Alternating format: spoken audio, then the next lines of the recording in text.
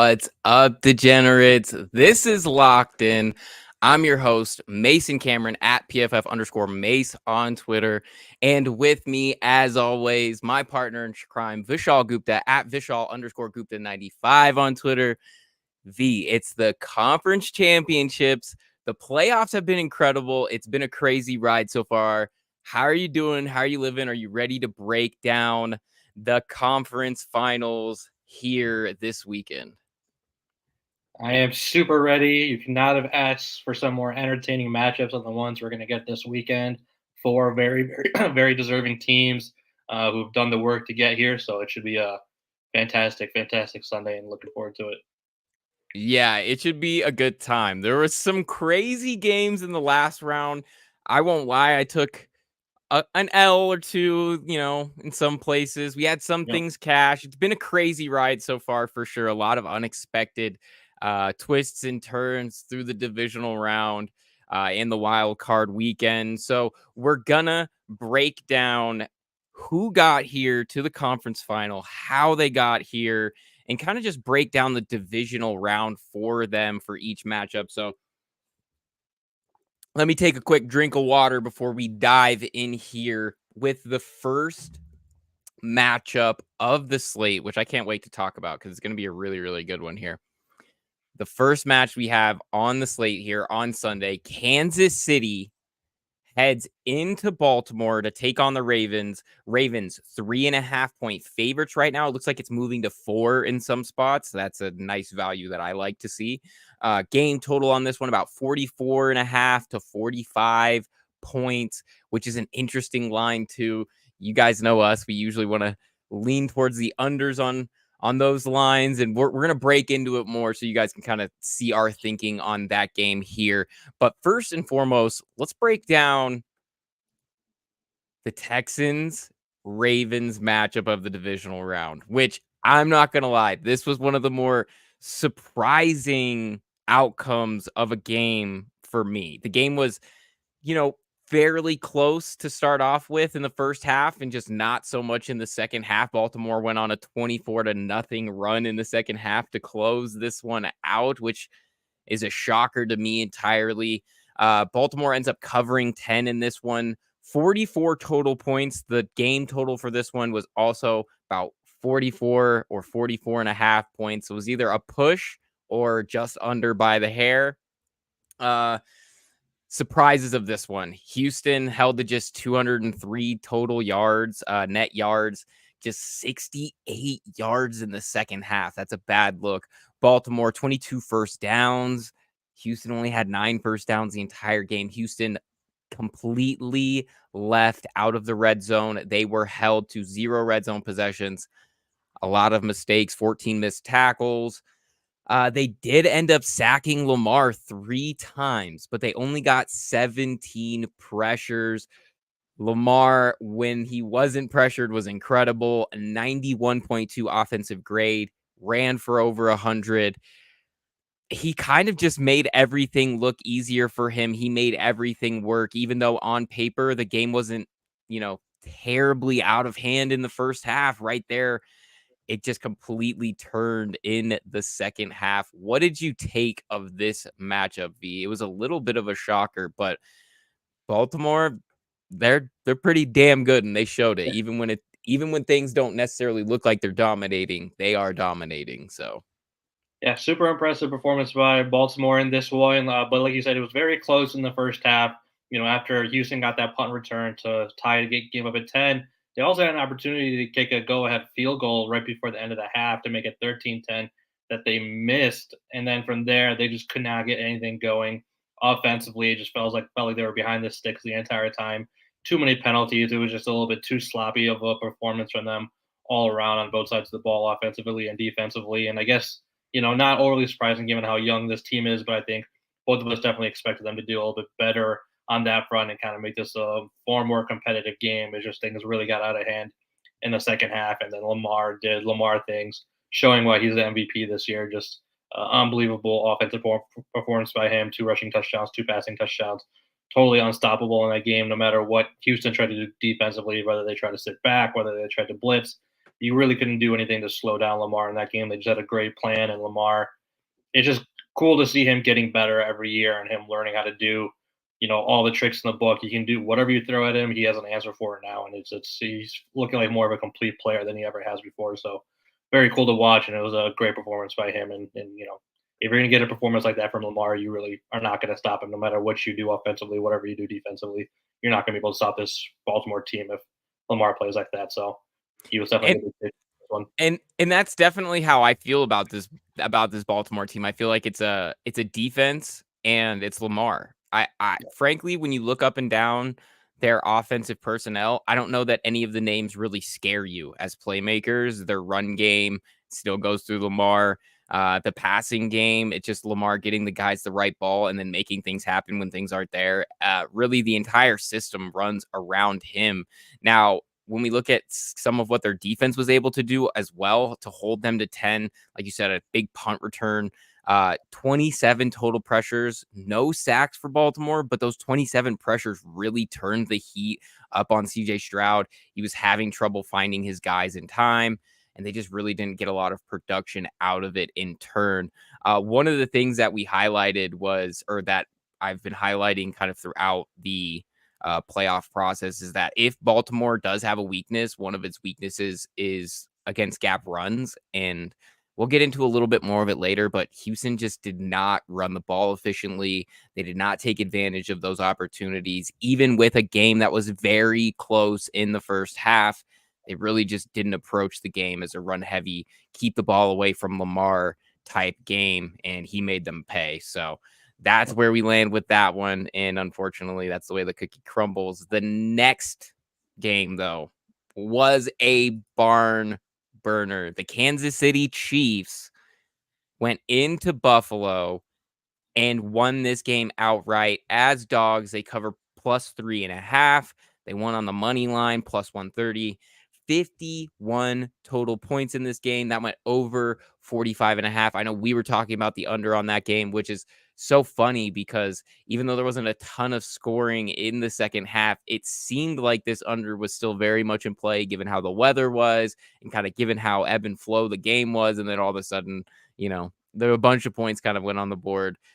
Big scores, big time scores that really brought this game into the over.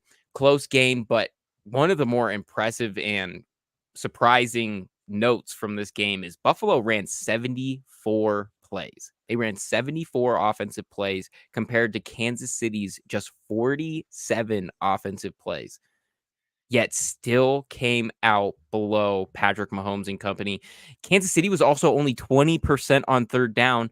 Buffalo had 0 giveaways and 1 takeaway, and it didn't matter. It didn't matter. And the biggest reason why was because the Chiefs were incredibly explosive. They had 11 explosive plays, run and pass.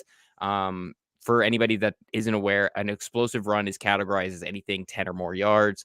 Passes, it's 15 or more yards. So kind of big chunk plays there. They had 256 yards off of chunk plays, 74%. Over 74% of their total net yardage came from big chunk plays. And that was kind of the difference in this one. V, what did you make of this heavyweight matchup? Oh man, what an unbelievable game. What a performance by both of these quarterbacks. That is what elite quarterback play in this league looks like.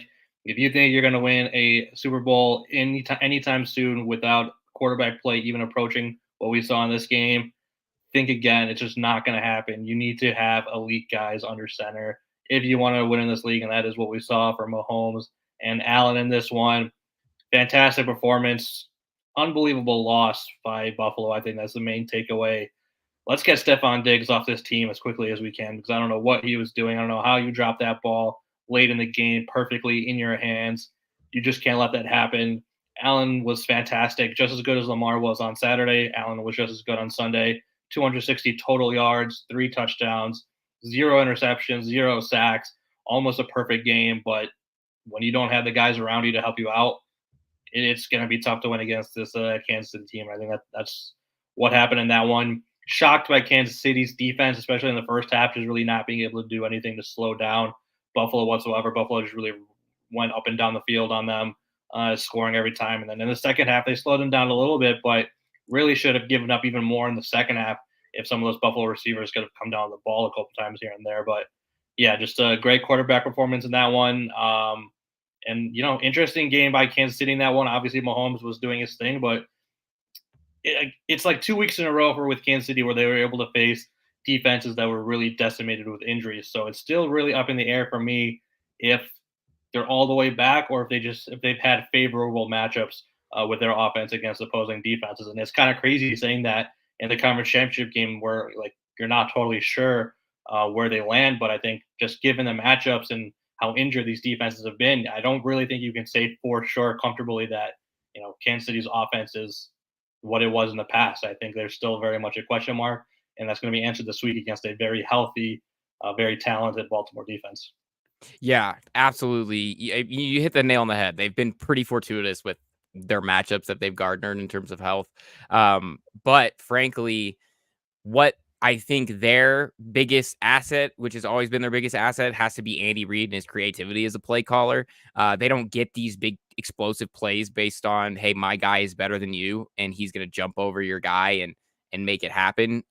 It's more of, hey, I'm going to scheme these guys really far open. Kelsey was wide open on that first touchdown. There wasn't anybody within Exactly. 10 yards of him. I mean, that was all scheme. Right, exactly. So they do still scheme really well, but you're absolutely right. They have to be able to make these plays when they happen. They're going to need some guys that can produce, that can go up and say, "Hey, I'm just better than you, and I'm gonna beat you for this ball right here," which can definitely cause some problems when you come up against an absolutely stacked defense like Baltimore. Which let's get into right now. So we have the matchup. This is going to be a good one. I think it's a lot of, what pretty much everybody wanted to see out of the AFC. It's been a pretty incredible ride for Baltimore. They've been fantastic over the last month I mean, pretty much all season long, but they've been without a doubt the most dominant team over the last month plus of the season. So it's been pretty incredible to watch them work.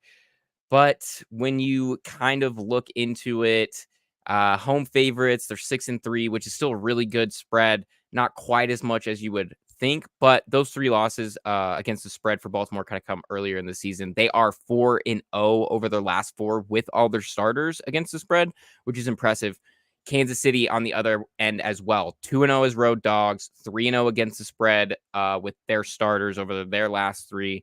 But the impressive thing with the 2-0 on the road dogs, those games didn't come until just recently. The divisional round last week with Buffalo was the second time that they've been a road dog all year. They win that one, obviously, cover that one. And week 18 when they had no starters. So it is a little bit of unknown ground for Kansas City getting points like this, especially when you talk about where they are at +3.5 and +4. It's going to be an interesting take. I can't wait to hear what you have to say about that. And we can get into it a bunch here a little bit, but what's your take on this one, V? How are you seeing this one potentially playing out? Boy, this is definitely the tougher of the 2 matchups to handicap, both in terms of the spread and the total. Fascinating opening line, putting this at -3. I think some early movement had this dropping down, or -3.5 to open, and then there's some early movement had that dropping down to -3. But as the week has gone on, not only has that line moved back up to 3.5 in favor of Baltimore, but like you said at the beginning, it is now slowly moving to Baltimore -4. Super fascinating to see that, and I think it really shows you how good this Baltimore team is on paper and how well they have been performing. They are just a straight up better roster overall, top to bottom. But whether I'm talking about offensively, defensively, you have a quarterback who's playing very well. You have a defense that is performing at an all-world level right now. Baltimore has allowed the fewest points in the NFL this season. They have allowed less than 20 points in 5 straight games in 6 of their last 7. Baltimore leads the league in sacks and takeaways. So this is a fantastic defense that has really been consistently good throughout most of the season. Only a couple games here and there where they've given up even more than 30 points this season. So that's the big key in this one, I think, is going to be what is Baltimore's defense going to do against Patrick Mahomes. And if Kansas City gets behind it all and they kind of have to be forced into a one-dimensional offense where they have to throw the ball down the field to kind of keep up or come back. Are we going to run into a situation where Kansas City doesn't have those guys who, like you said, are going to just be able to win based off pure talent and not just on scheme? Are you going to trust Mecole Hardman to make a play? Are you going to trust Marquise Valdes-Scantling to make a play? You know, Rashee Rice has been a fantastic rookie, but he can only do so much when you have to go up against guys like Marlon Humphrey or Kyle Hamilton. Or any of those guys in the backfield there. So tough matchup. And then, a couple injury notes in this one. Mark Andrews activated. He's going to be back for this one. That's a huge boost for Baltimore. Just another fantastic playmaker for them. And then for Kansas City, they're going to be without their guard Joe Thuney in this one. So already said it, Baltimore leads the league in sacks. So you really don't want to be down offensive linemen having to go against them, even though Baltimore doesn't have any like superstar names on that defensive line. All of those guys produce, whether it's Jadeveon Clowney or Matabuke or any of those guys up front. They just constantly get pressure up front in creative ways. And then obviously you have guys like Roquan in the middle holding things down. So that's the key matchup, I think, in this game is going to be what can Patrick Mahomes and Kansas City's offense do against this Baltimore defense. Yeah, I'm right there with you. When we look at it, I think the biggest thing that Kansas City has to be thinking is that, hey, we need to control this ball and keep it out of Lamar's hands, because that's something that other teams just have not been able to do. And it's something that actually can suit this Kansas City team specifically a little bit better than some of the other matchups that Baltimore's come across here. So when we think about it, what does Kansas City do well defensively? Well, we've talked about what they do with their presser packages. Spags has been pretty incredible with drawing these things up. They didn't blitz Josh Allen much, which is to question, because outside of Lamar Jackson, you could make the conversation or the argument that Josh Allen is the next most athletic and dynamic running quarterback in the NFL. They didn't blitz him a ton, but Houston did blitz Lamar a ton, and it really didn't work out great for them in some instances where he took advantage.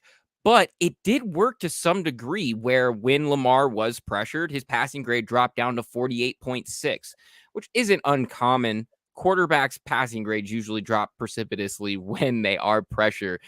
But with a guy like Lamar, where he has one of the best passing grades outside of the pocket in the NFL, it is something to be read into a little bit more.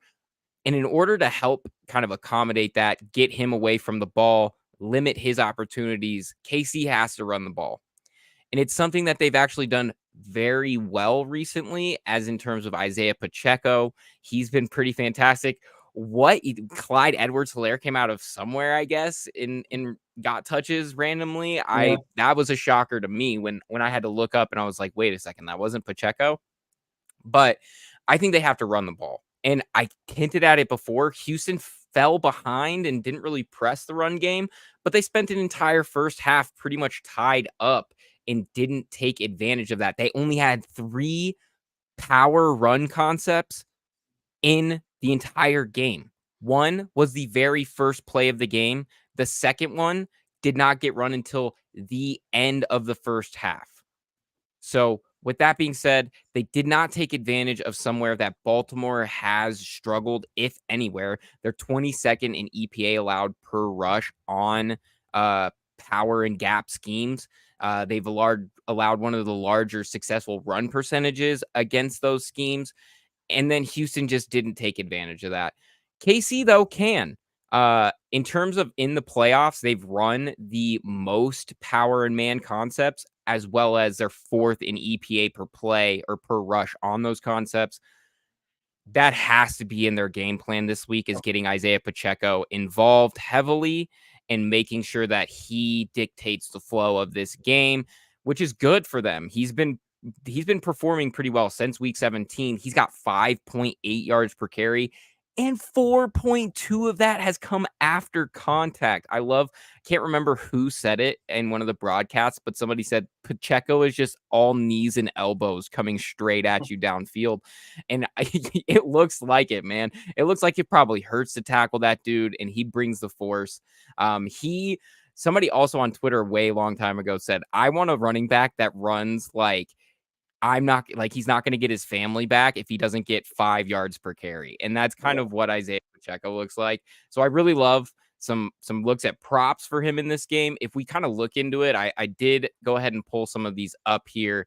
You can get him as an anytime touchdown at plus 115. He has been scoring at a very good degree here.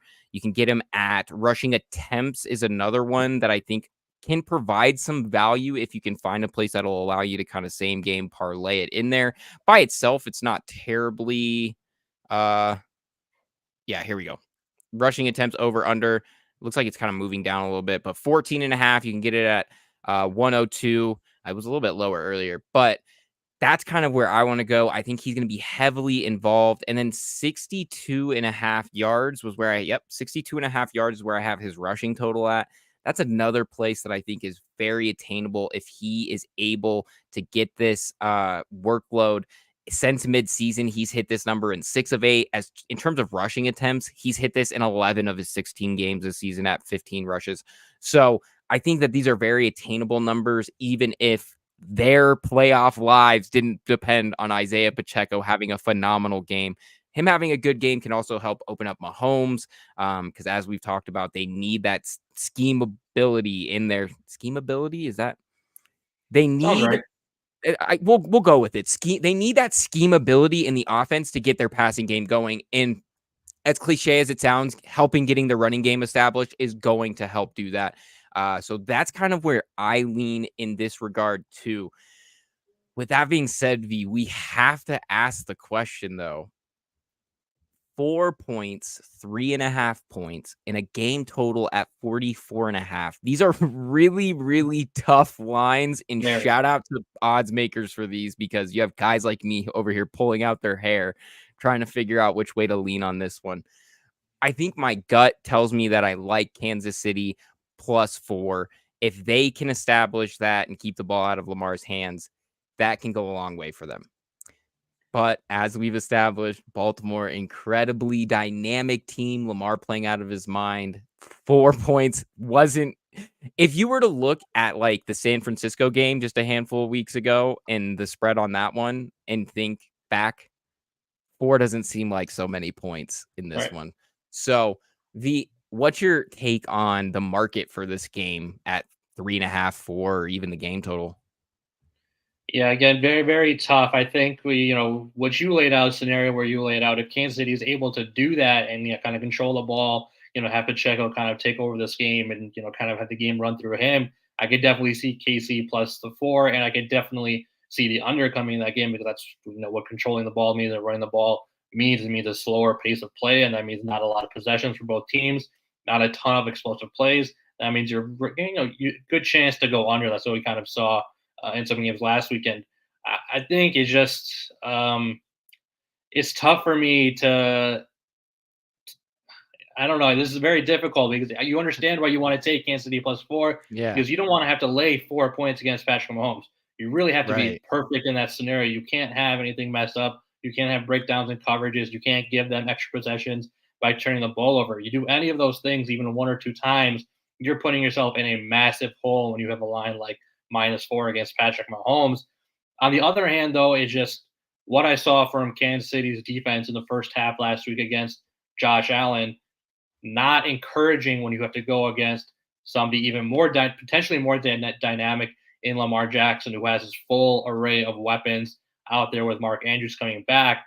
And now you can't really anticipate having as many explosive plays for Kansas City's offense that we talked about coming last week when you're going up against a Baltimore defense that is fully healthy, fully prepared. Mike McDonald has been fantastic. I think he's probably in the lead for assistant coach of the year awards this year. So they've done a fantastic job on that defense. I think they're going to be fully prepared. And even when we've seen Kansas City at their heights over the last couple of years going up against Baltimore, these games are very close. These games come down right to it. And that is when Kansas City is at their max superpower. That's when Kelsey is at his best. That's when Tyreek Hill is at his best. And even then, Baltimore has found a way to win a couple of those matchups through purely Lamar Jackson doing incredible things. We come into this matchup, Kansas City is not nearly as good offensively without Tyreek Hill, with Travis Kelsey not playing nearly as well as he once did. So now you're lowering Kansas City's ceiling and you've raised Baltimore's ceiling because they've gotten more weapons and Lamar's playing even better, makes me want to lean towards Baltimore and the points in this one. Don't know if I'm ever going to feel confident actually putting that down as a pick this week, but if I had to take a lean, that's kind of where I would put it. I could just envision, some scenarios where Baltimore is able to pull out a 6 or 7 point win in this game. But still, I'm not expecting a blowout. I'm not expecting a double-digit win for Baltimore, but even a 6 or 7 point win, you know, is very doable, I think, and that would cover the 4 in this one. Yeah, absolutely. That's why these lines are really maddening ones because so many scenarios could flip them in both ways. That's why I do think that this is a good opportunity for some of the props. Yeah. We did highlight Isaiah Pacheco just right there. Some other ones potentially are, some like Rashi Rice, who is going to come up against a guy like Kyle Hamilton in the slot potentially, Hmm. all pro Kyle Hamilton, who has been fantastic. Kyle Hamilton is going to have a incredibly busy day. And he's played fantastically, so it's not like a huge issue. If that's going to be your pivotal playmaker on defense, I couldn't imagine a defender that the Ravens would want more in that position because he's going to be taking on Rashi Rice in the slot. He's going to be taking on Travis Kelce quite a bit. And if we look back, those are the only two playmakers outside of, the aforementioned Isaiah Pacheco Right. that have done anything in the passing game by any means. And so that is a big matchup worry for Kansas City, absolutely, which can hamper them if they get behind in this game. So this actually might even be a game where you're watching the live lines very closely, the Yeah. live totals, because these things will be able to change on a dime. Go into this game, figure out who's dictating the tempo, and then make some decisions with whatever money you have left over in your pot. I think that that is a great way to kind of use your bankroll this week, especially early on in this one. But I can't wait to see this one turn out. This is going to be such a good game. It's going to be fantastic. There's so much that rides on this one. And we're going to get into it a little bit when we get into the Super Bowl futures because man, there's some value in that market too, which I really can't wait to get into. But Yeah, there's, there should be a all-time game coming up on Sunday right here. There's a legacy yeah, making game in the making. yeah, absolutely. Absolutely. All right. The next game we have on the list here out of the NFC, Detroit heading into San Francisco to take on the Niners. The Niners, a full 7-point favorite at home. It looks like it's even moved to 7.5 in some They spots, moved to 7.5 in a lot of places over the last 24 hours. which is incredible to me. Incredible. 51.5 on this game total and or 52 potentially where you're shopping. Um, Another incredible one that had two very good games in the divisional round. The first of which we have to talk about. Green Bay lets it slip away and doesn't take down the Niners 21, San Francisco 24. Green Bay does cover though, however, 10.5. That was a number that we were telling everybody is kind of a big number for a game like this. 45 total points, so under the total at 50.5. And really, it just comes down to San Francisco rallying late to win this one. CMC, who was a target of mine, I took him as the first touchdown. I thought that he would establish it. He didn't really get that touchdown until late in the game. And then he hit that second one, which was another target we were looking at. So he ended up with two, and he hit the second one with about a minute left to win this game. Green Bay held San Francisco to just one red zone possession, but that didn't matter because it was all Green Bay self-inflicted wounds. They had two terrible, terrible turnovers. One where I don't remember who it was off the top of my head, drops a completely wide open across the middle little crosser. And that Almost just Tucker gets Craft, probably, I think. yeah, just deflects for an interception. And then Jordan Love gets flushed out of the pocket, throws the ball horrendously back across field into double coverage, has another defender break underneath it to pick this off for what looked like triple coverage essentially, but by definition wasn't. And they just didn't convert on their opportunities to turn over Brock Purdy. They had 2 dropped interceptions. One of them that nobody was in front of him and he could have been dancing in the end zone, and that could have changed this game entirely. It's just like that. Everything can change on a dime. They had 16 missed tackles for Green Bay. You just can't let that happen.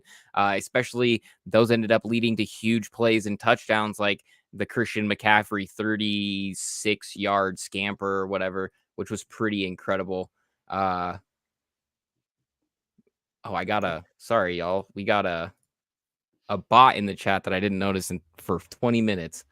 Anyway, sorry. Back to the topic. So, SF, they rallied late. Good for them. Kittle, he was fantastic. CMC, they came up clutch.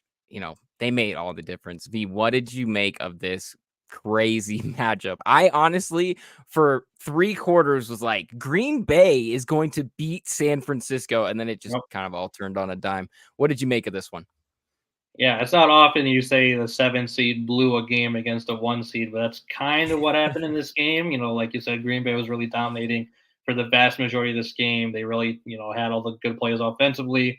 They were doing very well defensively. They just had a couple plays slip through their hands, and I think San Fran's defense, while only holding Green Bay to 21 points, did not necessarily play a great game, but they made the big plays when they needed to. Like you said, they had those 2 interceptions. They also had a big 4th down stop early in the first half to stop a very, very long Green Bay drive to potentially go up either 6-0 or 10-0. If Green Bay could have converted on that 4th and inches, they couldn't do that. Great defensive play by San Fran. But like you said, just a lot of self-inflicted wounds by Green Bay. I mean, there was a 3rd and 2 late in the 4th quarter where Jordan Love had Aaron Jones wide open, but Jordan Love just made the throw much harder for himself than he needed to. He was running to his left instead of planting his feet and making the easy layup throw. He continued moving to his right and then just made an off target throw to Aaron Jones behind him, and he had to try to twist his back and turn around and grab it behind him, and he couldn't do it. It fell incomplete, 4th and 2, and now you have to punt the ball. Just a lot of situations like that. Carlson missing a kick to go up to 24-17. Just a lot of self-inflicted wounds. So, credit to the Niners to pull that one out. Good job by Purdy at the end to make a couple big time throws. Don't know, though, necessarily that you can feel super comfortable if you're a 49ers supporter from that outcome going forward. On one hand, you could say everything that could go wrong did go wrong, and you still won the game. On the other hand, you have to really ask yourself, why did everything go as wrong as it did in this game, and why was everything so difficult for you? So interesting outcome in this game. Interesting to see what they do going forward.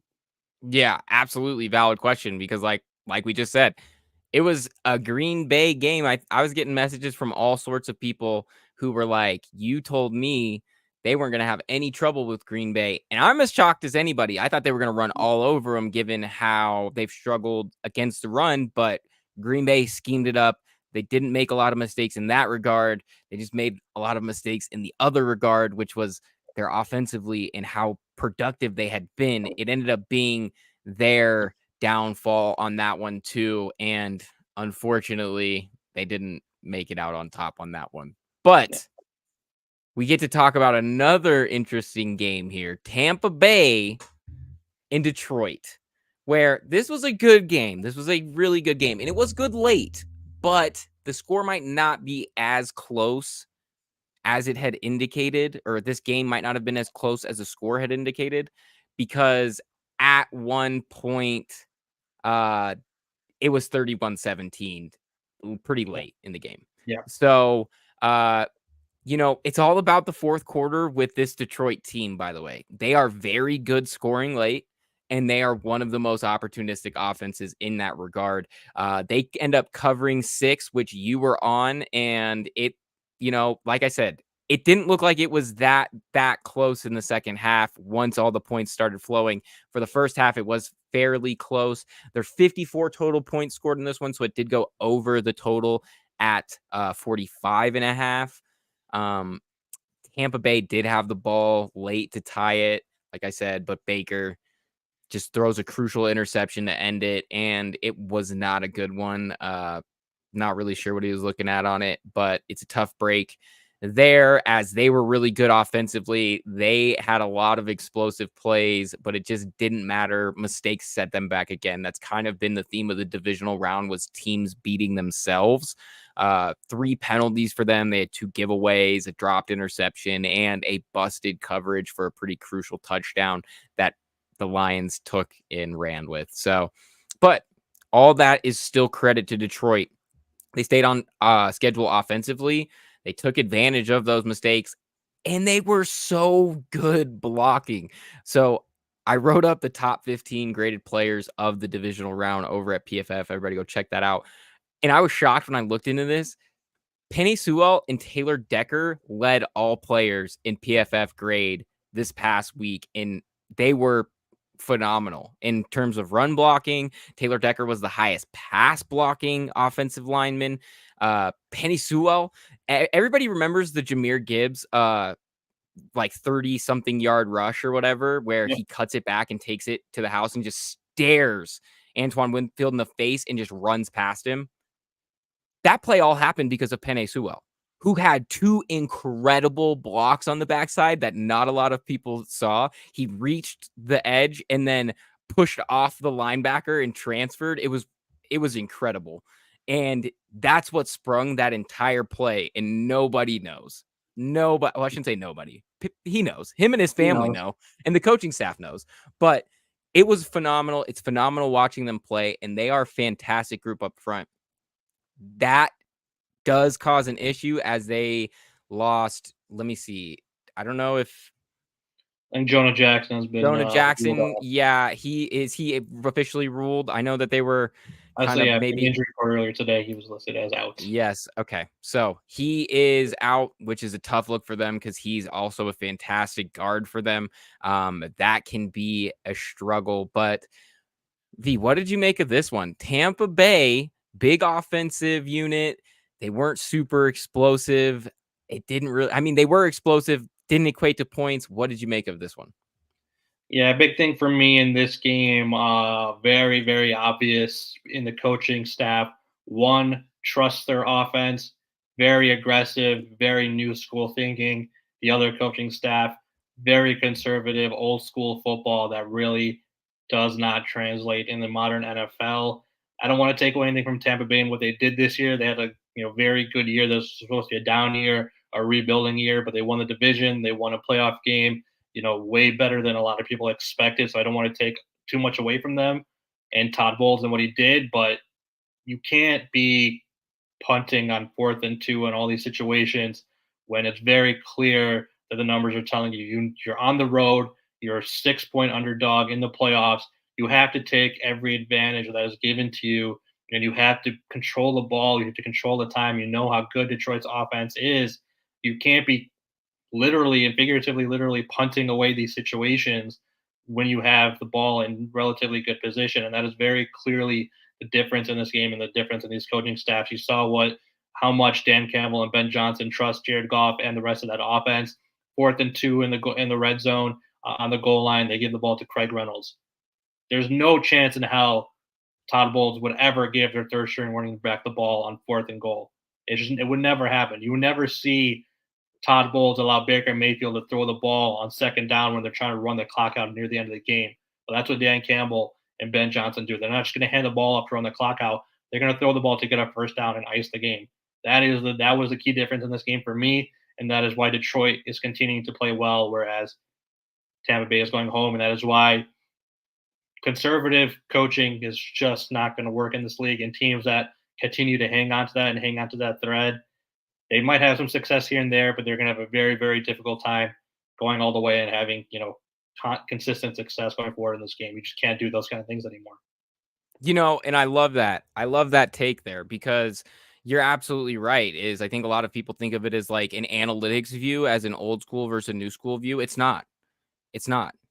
It's one team is willing to take that aggressive approach and understands that if we are the aggressor, it lives and dies with us. Yeah. And that's how the Detroit Lions want to play it. They're never going away. They don't quit. They're a strong team. And unfortunately for Tampa Bay, mistakes, and I didn't even mention also big drops by Mike Evans Yeah. when you needed Mike Evans to take advantage of these matchups. Now he didn't play horribly, or I get at least all the receivers didn't play horribly. They had quite a bit of explosive plays down the field. They were getting open to some degree.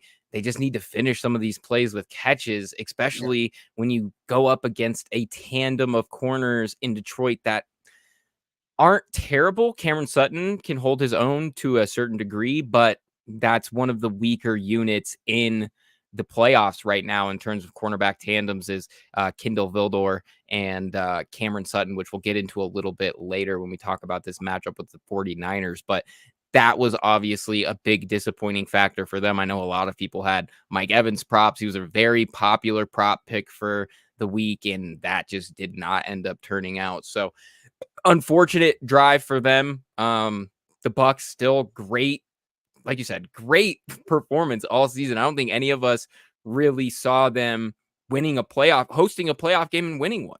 Yeah. So shout out to them for that. Good season, but all in all, it still comes down to the Detroit Lions taking on the San Francisco 49ers. And what is there to say here, V?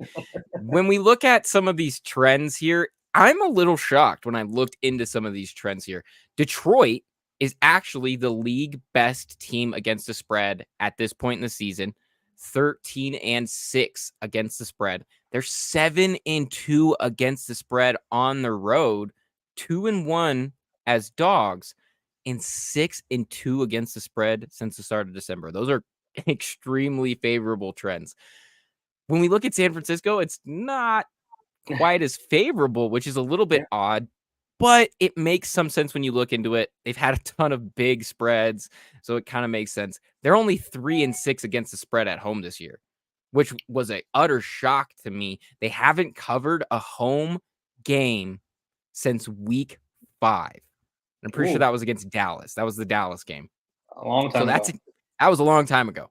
They're 5-6-1. If my fingers counted correctly when I was trying to track their against the spread on games over where they're favored by over 6.5 or more points. So anywhere that they're a touchdown or more favorite, they are 5-6-1. Not a great look. And as favorites this season, just 4-6 excuse me. Yeah, 4-6 as favorites. Well, I wrote that weird. Anyway, but so that's an incredible development for that, as San Francisco's been one of the best teams, if not the best team, for a wide majority of the season. They might have a hobbled Debo in this one. We'll get into what I think the passing game can mean for the Niners here in a little bit and some props that you might be able to attack. But first off, V, I want to get your approach and your take on this matchup because, wow, I'm not going to lie. I really love this matchup because it's like my two coaching crushes right now. You got Yeah. Kyle Shanahan, just fantastic offensively. You get Dan Campbell, who I haven't suited up to play football in like well over, I'm 30 now. It's been over a decade since I've suited up. And Dan Campbell makes me want to strap it back up and run through a wall. I just love to watch both of these teams play. What do you make of this high-powered matchup coming up? Yeah, should be a very close game or a very good game, I should say, in this one. Man, this is a very interesting line. 7.5 now in favor of San Francisco. Kind of similar to what happened in the Kansas City Baltimore game. This game opened up at -7. Early movement had to move down to San Francisco -6.5. Then throughout the week, it goes back to its opening line. And then over the last 24 hours, it goes up another half point to -7.5. So it's very, very interesting. I feel like the trends in these two games are similar. Where public is initially liking the dogs, and then some of the maybe the more pro money coming in on the favorites and swinging those lines pretty significantly past the hook in both situations. So very interesting. A couple injury notes. Debo Samuel was taken off the injury report today, so he's listed as a full go, not listed as a questionable or anything like that. So he's going to be playing, but like you said, he could be hobbled. He might not be 100%. He had a couple of different injuries in that game last week against Green Bay, so will be interesting to see how he is used and how available he is in this game. And like we already mentioned, Jonah Jackson out for Detroit. San Francisco ranked in the top 10 defensively in points and yards allowed, and also ranked in the top 5 in takeaways. They ranked third in rushing yards allowed. So this has been a very good defense throughout the majority of the season.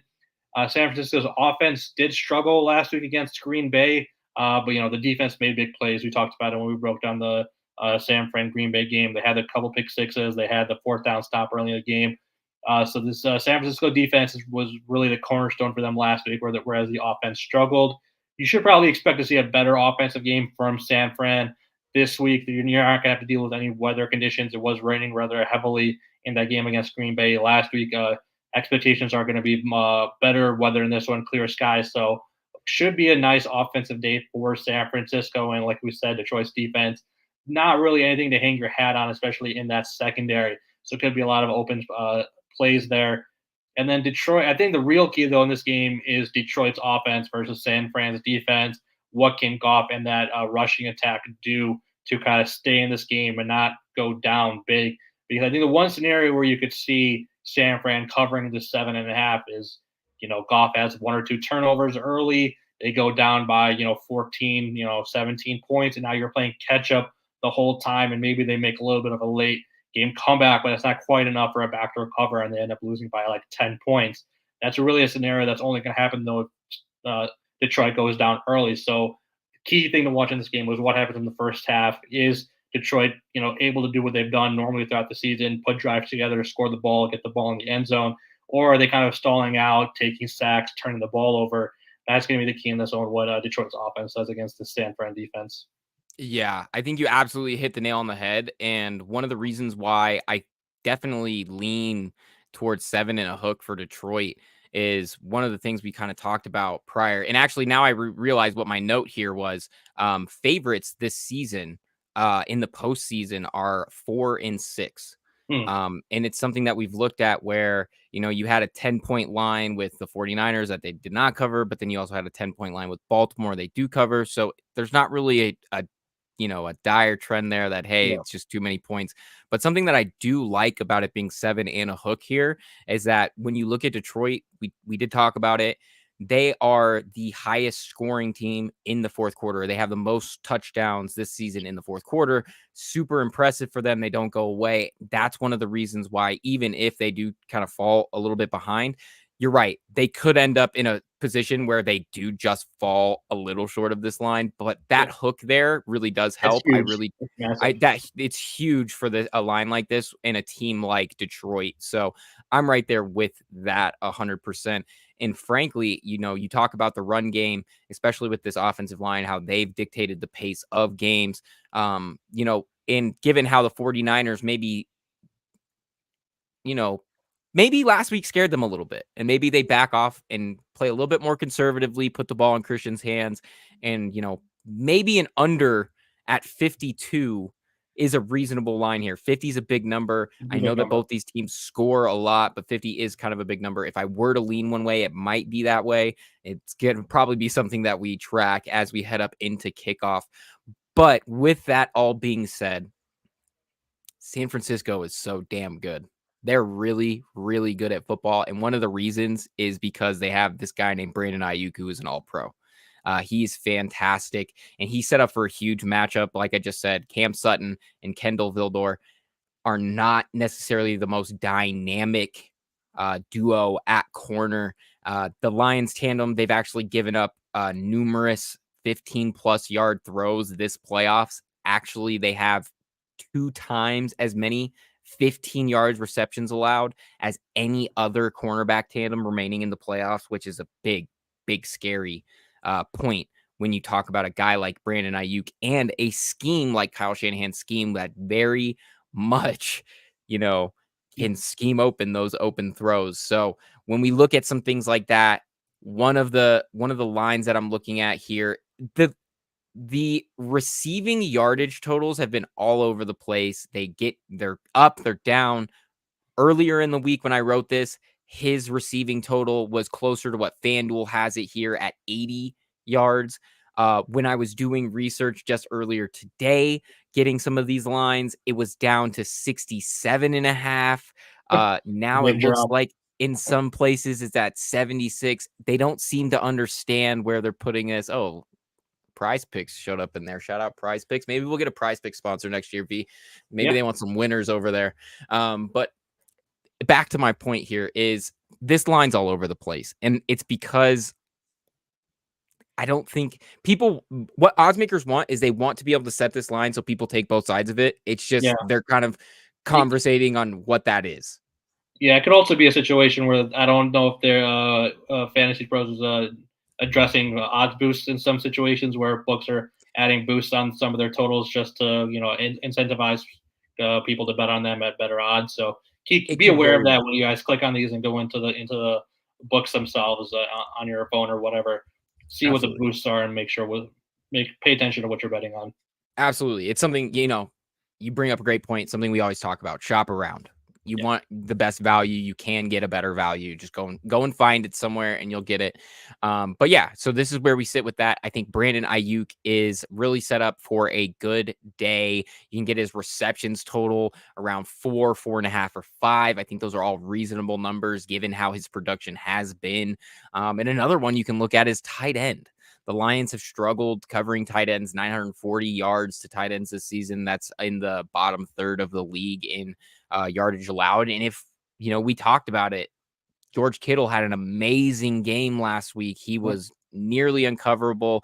He had a lot of huge plays, especially that one where he just runs away from the defense. Doesn't even really have to That's something I nod. was expecting from him this season. While all of his catches are like big explosive plays, they're not anything short in Yeah, intermediate plays. Everything he does is deep catches for just touchdowns that go 60, all 70 of it. yards. So if you want to take his prop, he's one of those guys who can hit it in one go. So not a Yeah, bad play. absolutely. All of it. And so he's got a 60.5 receiving yard prop. High for tight ends generally, Yeah. but as you just said, he's an explosive play waiting to happen. The offense uses him highly in those situations.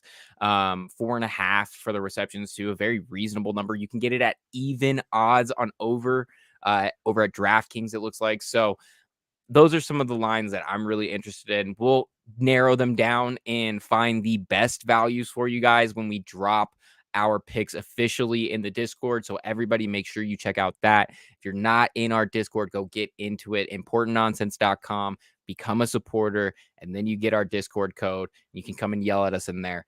So this is going to be a lot of fun. It's going to be a good game. Another little tidbit we have here. Like I said, we might lean the under, but 67% of the money on the over here. So, we might be going against some. It's just an interesting draw. This is a game that could go so many ways. And that's where you get when you get into these conference championship games. Just so impressive from all of these guys for sure. Any thing that you're seeing in this one that we definitely have to highlight here? I think we covered a lot of it. I do think the total is a smidge high. If you can kind of like 49, 49 and a half, I might be a little bit more interested in taking the over there. But when you're setting it at 51 and a half, 52 just feels a tad high, and I would not hate taking the under in this game. Some interesting things that the trends people have been talking about with the Lions is that one of the reasons they might be afraid of them is because they have not played super well on the road when they're playing outdoors, like true outdoor road games, not in a dome. Their last couple that lost by double digits. One was against Chicago. One was against Baltimore. But again, should be a good weather game. Weather conditions should not be a factor in this game. They did go into Kansas City week 1 and win. They went into Green Bay earlier in the season on the road and won. So I don't know if there's anything to really take away from that. I would not use the fact that Detroit is playing outdoors as a reason to bet against them in this game. So just an interesting thing that I feel like people have been talking about this week, but not something I'm interested in looking at. Yeah, I agree too. And also that brings up a good point. The weather in Baltimore is considered to be fairly mild too for Yeah. January. So no crazy weather games like there've been the last couple of weeks. So shout out to that, I guess. But yes, you're absolutely right. An interesting question for sure in terms of those trends. I think you always have to talk about like field conditions in San Francisco too, which is always an interesting play whenever you get San Francisco or New York. It seems like just weird field issues tend to be a thing. But that breaks us into our next topic, V. We have to hit on the Super Bowl odds here. I feel like I know who you might be leaning towards on a value here. And Yeah. I have to say I'm right there with you. But we're looking at it, and the San Francisco 49ers hold the shortest odds of taking home the Lombardi. It looks like you can get them at plus 150 at Rivers. Baltimore, on the other hand, is right behind them, plus 190 at DK. That's actually not a terrible line there.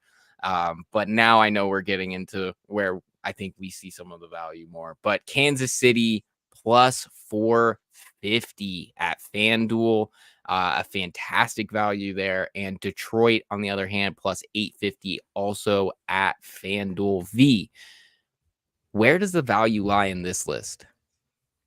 And it continues to be difficult to not say Kansas City. Just these numbers are pretty astronomical, in my opinion. Again, it is Patrick Mahomes. He is a very good quarterback. He can win any game that he has ever played in his life, and he's proven that over and over again. If he beats Baltimore on the road with the talent that he has around him, they're 100% going to be favorites against Detroit, and they're not going to be a very big dog, or at least they shouldn't be against San Francisco. So having the jump, I think right now I'm looking at them as a money line favorite against Baltimore is plus 175. So jumping from plus 175 to around plus 450 to win against either to add another win against either San Fran or Detroit seems like a pretty big jump in my opinion. So it definitely looks like there is value there. Baltimore one is also very interesting to me.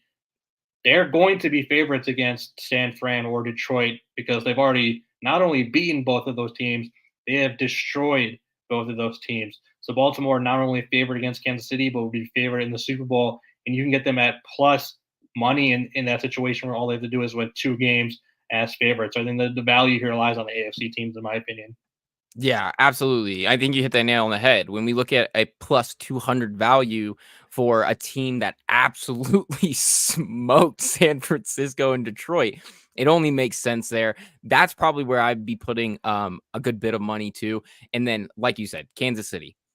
You have to go into this. When we look at these teams, just look at Lamar Jackson is the other most experienced playoff quarterback. I mean, I guess Jared Goff is, a playoff, quarterback too. Right. I think sometimes we forget, but the premier playoff quarterback in this group is Kansas City, is Patrick Mahomes in Kansas City. And when you can get them at as far as they are right now, I hate to be like, you're stupid for not taking this, but this is an incredible value for literally anybody in the market.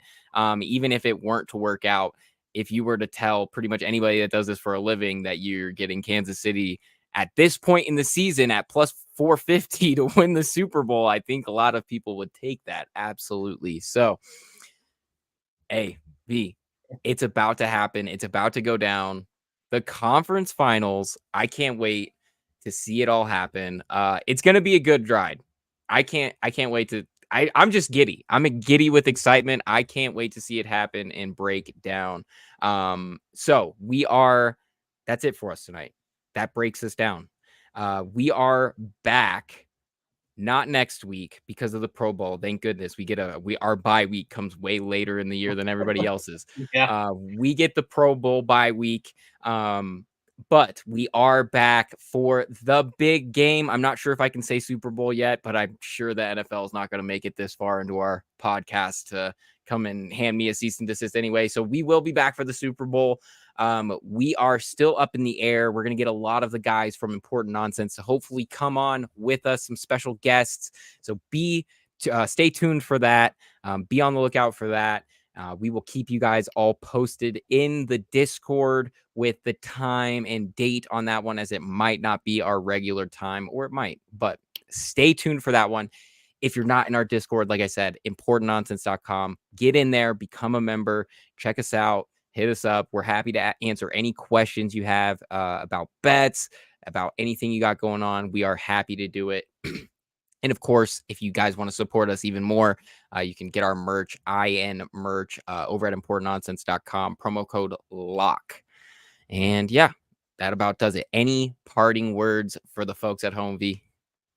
Only got 3 more games left this season. Enjoy each of them. They're going to all be fantastic. This is a great quarterback situation we have for the Final Four. Great teams, great coaching. Everything should be very, very exciting down the stretch here. So everybody enjoy, and yeah, looking forward to catching up in a couple of weeks to talk about the big one. Yep, it's going to be a good time. Can't wait to break it down with you, buddy. And until next time, everybody, good night and good luck.